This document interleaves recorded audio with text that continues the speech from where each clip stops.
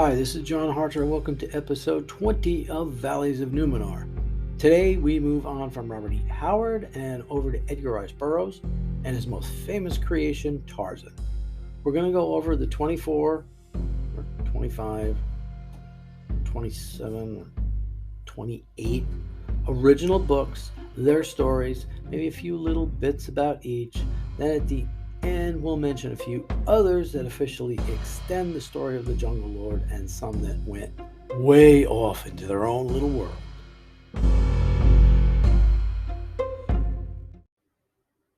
I'm going to save a whole big biography of Edgar Rice Burroughs when we do all the other characters and how most of them are all related. See, it's all related.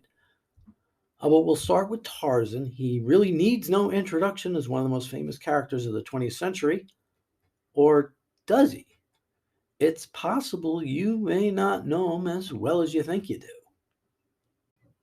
The saga of the Lord of the Jungle started in 1912 in All Story magazine when Tarzan of the Apes hit the newsstands. It was Burroughs' third full-length story and became a smash hit. An English lord and his pregnant wife are left on the African coast after a mutiny. She gives birth, and after a time, they both succumb to the elements. The baby is found by a mother ape named Kala, who just lost her own child, and takes him as her own. He grows to manhood, teaches himself to read, and eventually encounters other humans. First, the native tribes of the area, then a group also left ashore after a mutiny. This group happens to contain his own cousin, who has assumed the title Lord Greystoke, and a beautiful blonde named Jane. When Jane disappears into the jungle, a group of French soldiers, led by Lieutenant Darnaud, go to find her. Meanwhile, Tarzan has already rescued her and is trying to find a way to communicate. Somehow, they sort of fall in love. Later, when Darnaud is injured, Tarzan ends up rescuing him. Now, Darnaud is the one who actually teaches him to speak. The Frenchman also notices a baby's fingers in the diary of the first Lord Greystoke. The other castaways are rescued and head back to America. Darnaud brings Tarzan to civilization so he can go to America as well, but first has him have his fingerprints taken. In America, Jane is promised in marriage to Robert Candler, a man who holds her father's financial debts. During a trip to Wisconsin for the wedding, Jane is trapped in a forest fire but is rescued by Tarzan, who just so happens to show up right on time. Get used to this with Edgar Rice Burroughs. He confronts Candler and brings Professor Porter money from some treasure he found in Africa to help pay him off. However, Tarzan's cousin asks Jane to marry him just as the ape man receives a telegram from Darnaud telling him that he's the real Lord Greystoke. Tarzan refuses to divulge his identity and leaves the two to get married. Burroughs promised there would be more adventures of Tarzan, and he kept his word. In 1913, The Return of Tarzan was published. In the story, 6 months later, Tarzan has learned one thing from civilization: how to drink. He returns to Paris and gets mixed up with a Russian ruffian named Nicholas Rokov. He ends up confronting him again in sub-Saharan Africa on a mission for the French government. On a boat to Cape Town, he runs into Hazel Strong, who just so happens to be Jane's best friend. See, just so happens. He also runs into Rokov and his lackey, Paulvich. While Tarzan is standing by the rail, the two sneak up on him and toss him overboard. Tarzan doesn't try to get back onto the ship, but decides to swim to the coast. Guess all that swinging on vines helped out. He makes it ashore right on the very same coast where he grew up. Imagine that. He then helps rescue a native who's being confronted by a lion. His relationship with the tribes wasn't great, as one of them had killed Kala, but his interaction with the Waziri was far more positive and even ended up with him joining the tribe. They then tell him about a strange lost city with odd-looking men and a lot of gold. Turns out to be the city of Opar, an outpost of Atlantis. The city's leader is the high priestess La, who saves Tarzan from being sacrificed. She wants him to be her consort, but he's already looking for an escape. Once he gets out, he finds a group of people washed up on the shore. It just so happens to be Jane, her friend Hazel, his cousin William, aka Lord Greystoke, and a disguised Rokov. Nice that everyone's in one place for the final act. Then the men of Opar, who are more like apes while the women are hot, They come and steal Jane. Rockoff leaves Tarzan's cousin for dead as he's come down with an illness. Tarzan goes back to Opar and saves Jane. When the two return to find his relative, Clayton gives them something he found on the ground at the train station at the end of the first book, the telegram that says Tarzan is actually Lord Greystoke. So he knew all along and was still going to marry Jane anyway, though she called it off when he shrunk in fear from a lion. Perfectly reasonable reaction for 98% of the population, but they were saved when a spear was thrown by Tarzan. D'Arnaud happens to show up on a rescue mission. Rockoff gets caught by the police. Clayton passes away, leaving things free and clear for Tarzan to become Lord Greystoke without stepping on any toes. Tarzan and Jane get married in the Greystoke cabin and live happily ever after until next time. Now, Tarzan's next appearance is not in the next Tarzan book, but in a story called The Eternal Lover. He and Jane and their newborn son are in Africa and host a brother and sister from Nebraska. The brother is the hero of a story that appeared a few months earlier called The Mad King. So Burroughs is already creating his own extended universe. We'll talk about that in full when we move on from Tarzan, though there will be another crossover very soon right down the line. 1914 gave us The Beasts of Tarzan. In the previous story, it sounded like Tarzan was retired from being a jungle lord, and same goes for here. But back in London, Rockoff and Paulvitch turn up and steal little Jack Clayton. Tarzan and Jane travel back to Africa to find their child, and the ape man teams up with a number of animals to help him in that quest. At the end of the book, it turns out the baby never left England. Rockoff is dead, and Paulvitch is missing. But he doesn't stay missing for long. The Son of Tarzan appeared in late 1915 into 1916, and things begin to get a little tricky chronologically. The modern portion of the first book is noted as taking place in 1909. So let's say the next book took place in 1910, then Jack is born in 1911. At the start of the story here, he's 10, meaning it's 1921, 5 years in the future. Things get even trickier later, but let's put that aside for now. So Jane has been trying to keep Tarzan's past away from their son in case he may get the instinct to go running off. Now they have an estate in Africa. Shouldn't she be more worried about that there? She now won't even go there, which is a good idea, as we'll see. There happens to be a trained ape on display in London, and Jack wants to go see him. It turns out the ape there is Akut, one of the apes who helped Tarzan in the last book. But the zookeeper is in fact Paulvitch, who somehow survived and captured him. Sure enough, Jack runs off to see him, and Tarzan figures out where he is. When he sees Akut, the two start talking, shocking the boy. He then tells him about his early life. As Jane feared, this inspired the boy to help Akut. Paulvitch sees this as a chance for revenge and takes the two of them back to Africa. But at some point, Akut catches and kills the Russian. The two escape into the jungle, and there Jack Clayton becomes Korak the Killer. There's a lot of adventure and some romance with a captive girl rescued along the way, leading to a kind of Blue Lagoon-esque part of the story without the sex. Eventually, they are found by Tarzan, and we discover the girl Miriam is actually the daughter of a French general. So, once again, everybody lives happily ever after. For now. Later in 1916, we get the next story, Tarzan and the Jewels of Opar. It's not 100% exactly sure when this takes place, since Jack/Korak is never mentioned. It's possible it could take place in the 6 years he was missing, or in the direct aftermath of the previous story. In any case, they're a little low on funds, so Tarzan figures to go get some more gold from Lost City. Jane doesn't think it's a great idea and is proven right again. While in the lower parts of the city, there's an earthquake and Tarzan takes a blow to the head, giving him amnesia. When a lot of the others find him and he doesn't recognize them, she figures it's a great time to try to keep him for good. There are also some bad guys who also want the jewels, but eventually Tarzan gets his memory back, the bad guys end up dead, and he ends up with some treasure he didn't expect. But Burroughs still wasn't done with 1916. Starting in September through the following August, he released a series of 12 short stories that detailed Tarzan's youth in the jungle entitled Jungle Tales of Tarzan. Makes sense. They basically take place during chapter 11 of the original book. They deal with Tarzan falling in love with another ape. Yeah.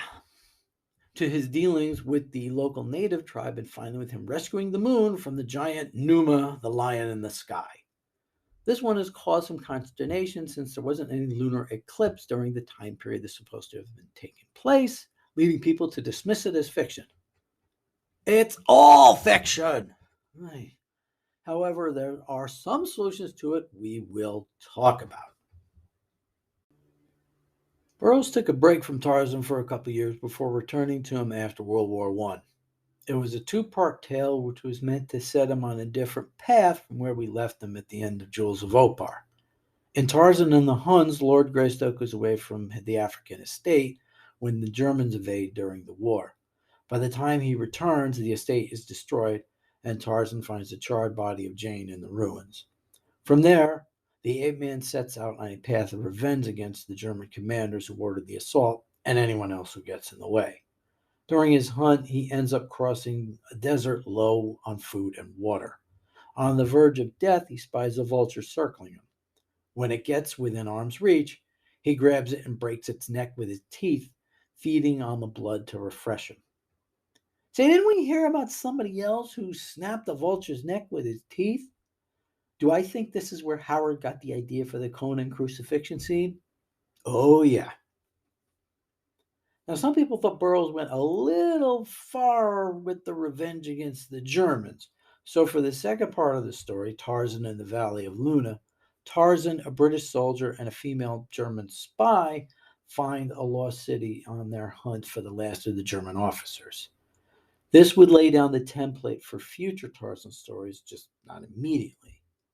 He would also do his own walk back from his final problem by revealing Jane was not dead, but a captive of Lieutenant Obergatz.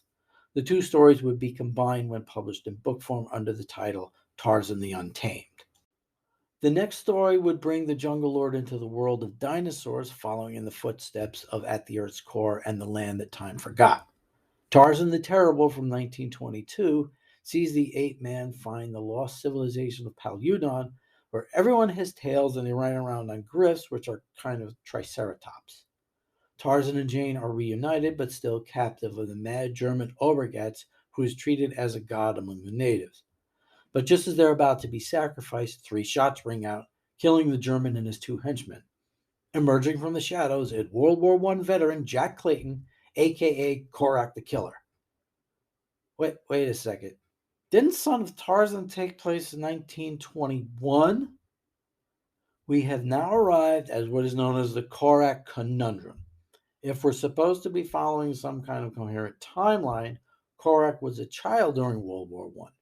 So how did he serve in the military during a war that lasted between 1914 and 1918? There is an interesting solution another author came up with. My answer, Tarzan of the Apes took place earlier than 1909, and Tarzan was born earlier than 1888. You know what year works pretty well? 1875, the year Edgar Rice Burroughs was born. I'll go with that. The next book was Tarzan and the Golden Lion in 1923. On the way back from Palyudon, Tarzan, Jane, and Korak find an orphan lion cub, and the ape-man decides to raise it on his own.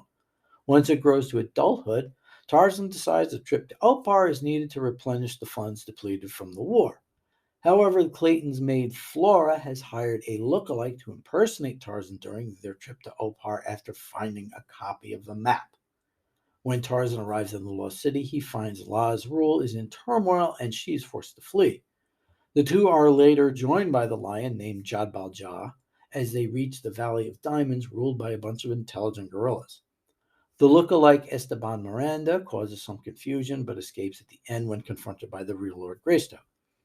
The story did get a little controversy over one character, Adolf Bluber, whose dialogue is written in the most exaggerated German accent with a tinge of Yiddish. Now, if you thought the intelligent gorillas were an out there idea, wait until the next book. Tarzan and the Ant-Man from 1924 is probably the most fantastical of all the Tarzan novels. At the beginning of the story, we find out Tarzan is a grandfather and learning to fly planes. But that's not the fantastical part. His plane crashes, and he first discovers a land where women rule and the men are subservient. They live on the verge of a giant thorn forest. On the other side, Tarzan finds a civilization of people who are about a third of the size of humans. The Gulliver's Travels comparison don't end there, as the names of all the Minuan characters and cities are ridiculously long. I can't even think of pronouncing them. Clomastophoria, oh God, I don't even want to try. A scientist there manages to shrink Tarzan down by like rubbing rocks on his face and pituitary gland or something like that. I told you it was fantastical. Eventually, it wears off as he makes it out of the thorn forest, just in time. He returns home to reveal the imposter Miranda, and all ends well. Now, Burroughs decided to do something different for his next Tarzan book, namely not make it strictly about Tarzan. He did it once with Son of Tarzan. This time he'd do it with the Tarzan twins. They're distant relatives to the Greystoke clan, a pair of cousins who look similar. Huh, cousins. Identical cousins. What a crazy pair. All right, two of a kind. They get involved in jungle intrigue, and in the sequel, Jad Baljah helps them rescue the daughter of a missionary who we'll meet later, but technically already did since the sequel wasn't written until 1936. Have to admit, I only read these once on Kindle. Ballantine, which had all the other Tarzan books, never did these even in their children's line since they're primarily kid stories. Kind of for completists only, or if you have little ones. Burroughs went back to the ape man and created a new title for his creation with the name of his next book, Tarzan, Lord of the Jungle. The title has a double meaning. Not only did he rule the jungle, but the story is about Tarzan and a young American traveler finding a lost city from the days of the Knights Templar, so he was able to use his Lord Greystoke moniker. The story also set out the template for the rest of the series for the most part. Tarzan is wandering around the jungle. He runs into a young man either on his own or in a group. They stumble on some kind of lost civilization. The young man falls for a young woman, while Tarzan has to go off and fight some enemy to have them go off happily ever after. This was definitely true of the next story, Tarzan and the Lost Empire. In this case, Eric von Harbin is searching for a lost tribe when he himself becomes lost, causing his father to seek out Tarzan and his little monkey companion Nekima to find him. They pick up his trail and find him as a captive in a valley where the Roman Empire still exists. Of course, this leads to some gladiatorial action in the ring. This was the first book to introduce Nekima as a traveling companion to the ape man. I'm guessing modern readers were a little bit surprised it wasn't Cheetah, but that's strictly from the movies. The next book is a direct follow up to Lost Empire and is significant in that it's the only book that's directly part of another series as well as the Tarzan stories. Burroughs started his Pellucidar series in 1914 with At the Earth's Core, followed by the sequel Pellucidar a year later. He then left the series alone until 1929, when he picked it up with Tanar of Pellucidar. In that story, Jason Gridley, a neighbor of Burroughs, who sometimes appears in his own books as a narrator, created a radio and receives messages from Abner Perry, the scientist who created the machine that took he and companion David Innes to the inner world of Pellucidar.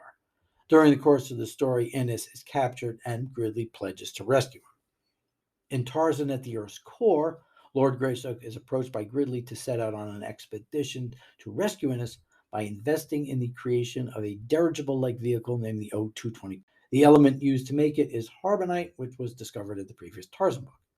Instead of digging a hole through the Earth, they decide to fly into the inner world through the North Pole. There's a series of theories that the Earth is hollow and its opening is at the pole. Theory's obviously pretty much been disproven, but the description of the voyage into the opening is really thrilling, almost makes you wish you could actually do it. From there, it's a typical inner world battle with the dinosaurs and cavemen and everything. Tarzan has his own fight with a pterodactyl. The ending is a bit anticlimactic. You'd expect Tarzan and David Innes to be battling side by side, but you really don't get that. What you do get is a setup for the next Pellucidar story. As one of the men from the group is lost, his adventures are told in Back to the Stone Age in 1936. One other connection to a different series, when Gridley is with Tarzan at the Earth's Core, Burroughs is using Gridley's radio to talk to Ulysses Paxton on Mars as he relates the story in A Fighting Man of Mars. In late 1930, Tarzan Guard of the Jungle showed up in Blue Book magazine. When it was published in book form, it was retitled Tarzan the Invincible. A group of Russians are searching for Opar, so Tarzan, Nekima, and Jabalja race to rescue La from the invaders. This marked the final time the High Priestess appeared in the main series, though she kind of showed up one more time elsewhere. The following year, Tarzan Triumphant had the Jungle Lord encounter a lost heretic Christian sect. He also battles Russian agents and a tribe of baboons. Personally, I throw "the" in the title and call it Tarzan the Triumphant. Just sounds better to me. Tarzan and the City of Gold followed in 1932, and it's not a reference to Opar like I thought when I first started collecting the books. It's a new city, Cathni, that's at war with its neighbor, Athni, the City of Ivory. Their queen Nemine is in contrast to La, is that she's just bat out crazy and sacrifices herself when her majestic lion Belthar is defeated by Jad Balja in a great Deus Ex Machina moment. Now, from here, the chronology of the stories don't quite match their official numbers in the book series. Some of it is understandable, some I just don't get. These next two are ones I just don't get.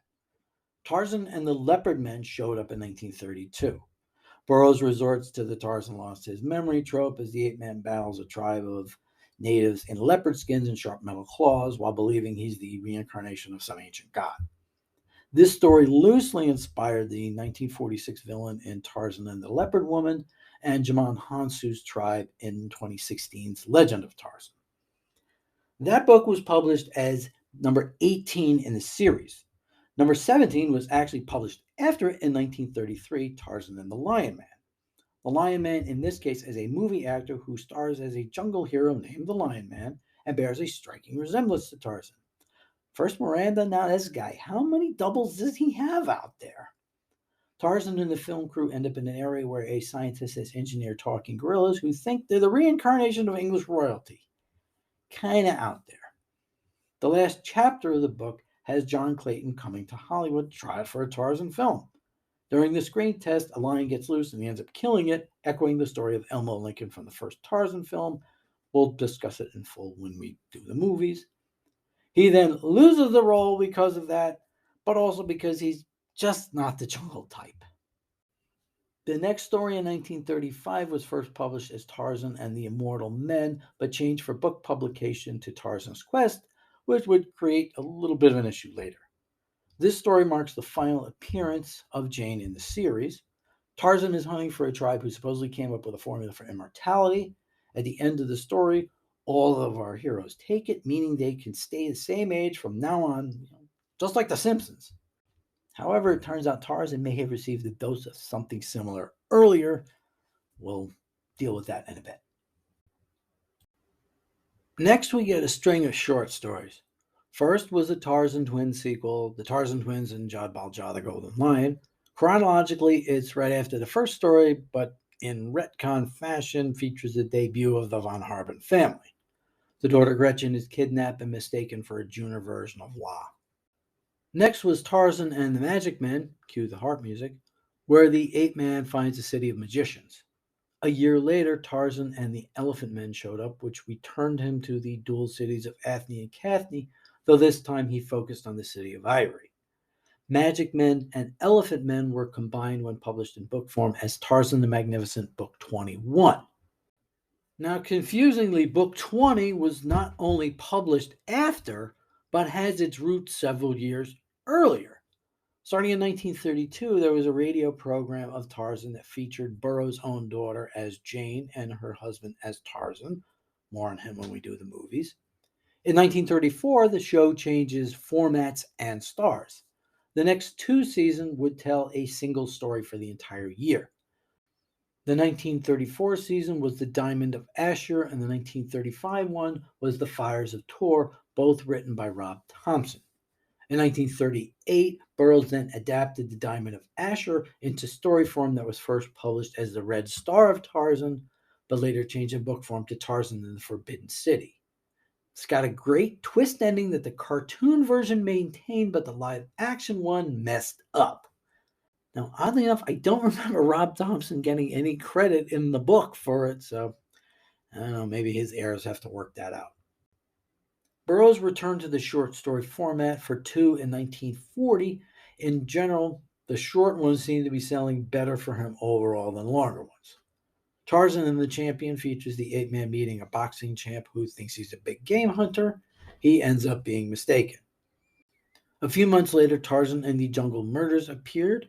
He does some detective work just like his family member. I'll talk about that in a minute. Then Burroughs tried his hand at a novel again, two actually, one for Tarzan and one for Pellucidar.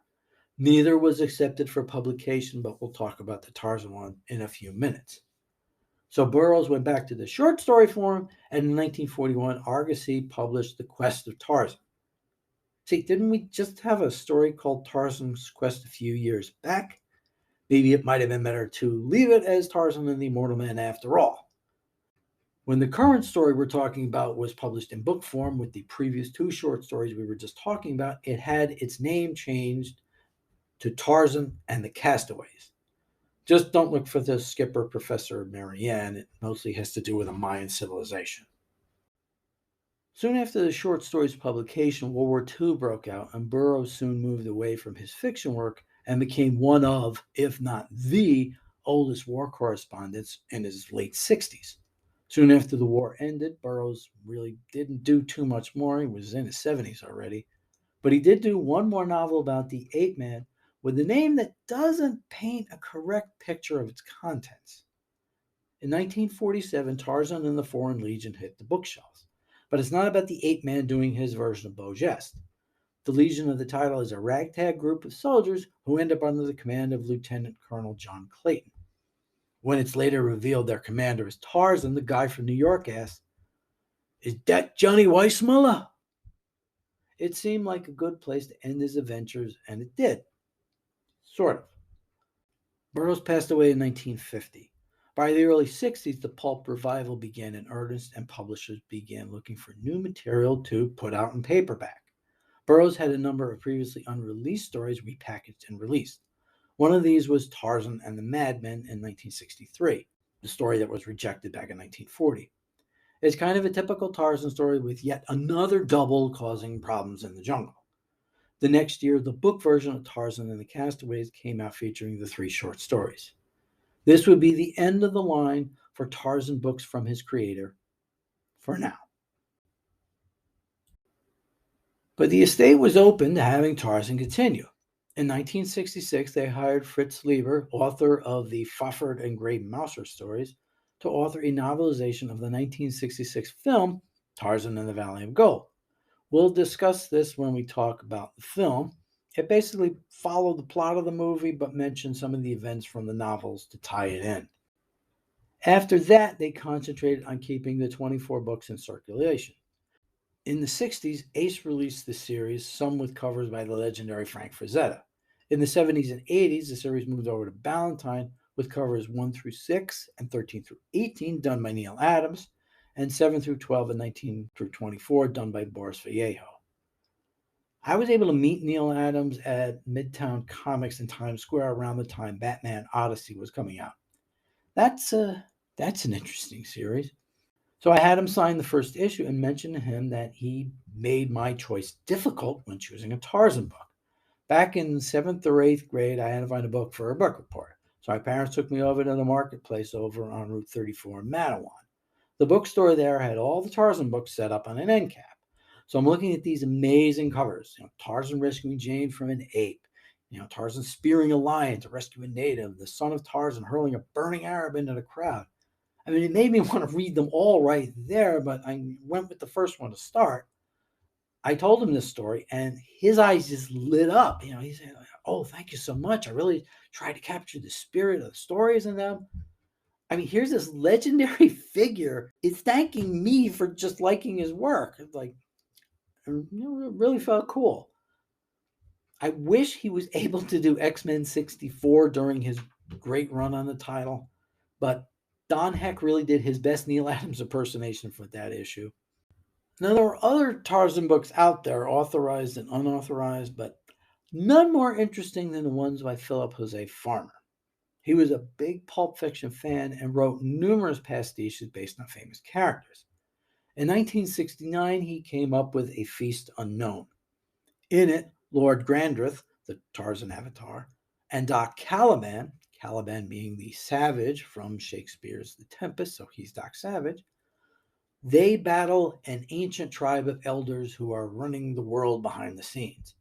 They get these two heroes to fight one another in a most uh, unique fashion that I really can't describe here. I mean, I wouldn't call the book straight pornography, but it certainly has pornographic elements. If you read the wiki page on the book, you'll see what I mean. A later edition came from Playboy Publishing. Let's leave it there. He wrote a couple of sequels, one for each of the characters, and they're perfectly normal reading. Then in 1972, he published Tarzan Alive. I discovered this at the library at Rutgers during research for a paper. I kept going back in between classes to read more chapters. That's how enthralling this was. The idea behind the book is Tarzan is based on a real person and is still alive, even though he was born over 100 years earlier. Remember that immortal drug in Tarzan's Quest? And not only that, many of the famous figures from 19th and 20th century literature are also real and related. In 1795, a meteorite struck near Wold Newton, England. It gave off odd radiation and it affected 12 people riding by in two carriages that changed their DNA and sent these enhanced genes all throughout the world. One of the people in the carriages was the Scarlet Pimpernel. Among the people descended from this incident were Sherlock Holmes, Tarzan, Doc Savage, Phileas Fogg, the Shadow, Dr. Fu Manchu, and Nayland Smith, Bulldog Drummond, and many more. This has given rise to the literary theory of the Wald Newton family. Farmer also came up with a solution to the Korak conundrum. The Korak and son of Tarzan is Bulldog Drummond's younger brother Jack, who was adopted by the Claytons. Seems a bit too much work to reconcile everything, but it's out there. He did later follow ups about Doc Savage, Phileas Fogg, and Captain Nemo, Tarzan as a time traveler, plus an interview with the real Lord Greystoke, quote unquote. Finally, in 1976, the two cousins met in the adventure of the Peerless Pier. Until the Burroughs estate complained, the story was revised to replace Tarzan with Mowgli and called The Adventure of the Three Madmen. Until the Burroughs estate was okay with it again, it's now back in print in its original incarnation. Personally, I think Tarzan and Sherlock Holmes' mothers are sisters, and the meteorite was sent by the Eurasians to help produce the bloodline that yielded Virgil, Samson, Clarissa McDougal, but that's just me. Farmer was later able to do his own actual Tarzan story, The Dark Heart of Time. It's kind of officially part of the series, taking place in between Tarzan the Untamed and Tarzan the Terrible. Not sure there really needed to be a whole separate adventure in here. Kind of distracts from Tarzan hunting down Obergats. But it's not a bad story, not too long, but a bit more modern than the other two for obvious reasons. But it turns out there was still one last Burroughs story in the vaults. It was unfinished but substantive, over 80 pages. Tarzan helps a group looking for the lost city of Ur. It took until 1995 before Dark Horse Comics paired with the Burroughs estate to finish the story. Joe Lansdale came up with a finish that sent Tarzan back to Star and was published as Tarzan the Lost Adventure. Don't think Burroughs would have gone there. Seems too much like fan fiction than a straightforward completion.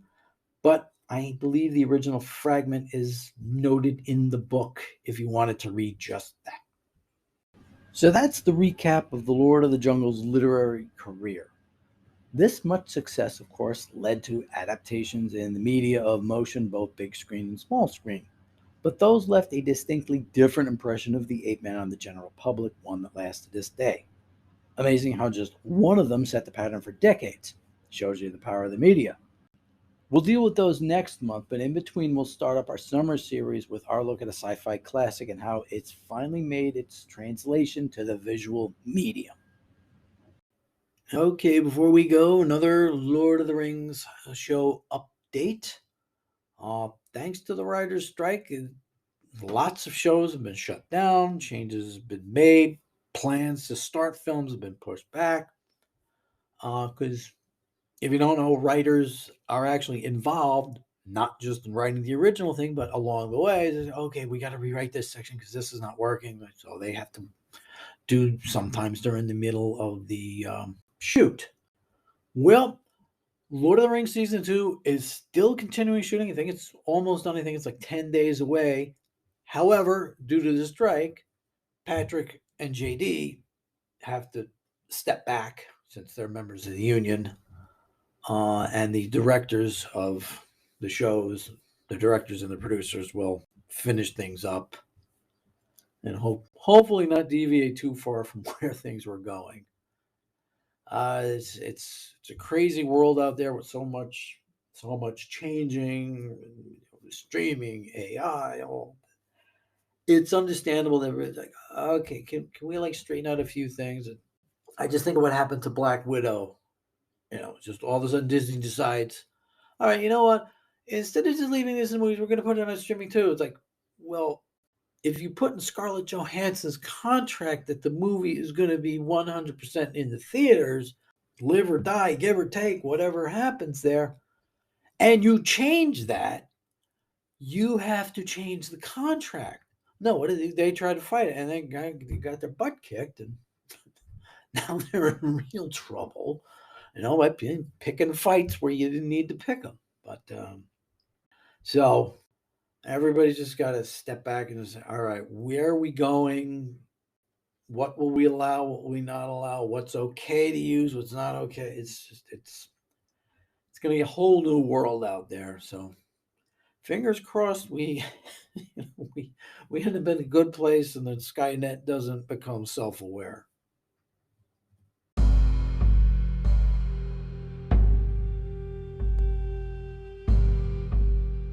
Next time, it's our look at Isaac Asimov's Foundation and the start of recapping Season 1 before the second season premieres on July 14th.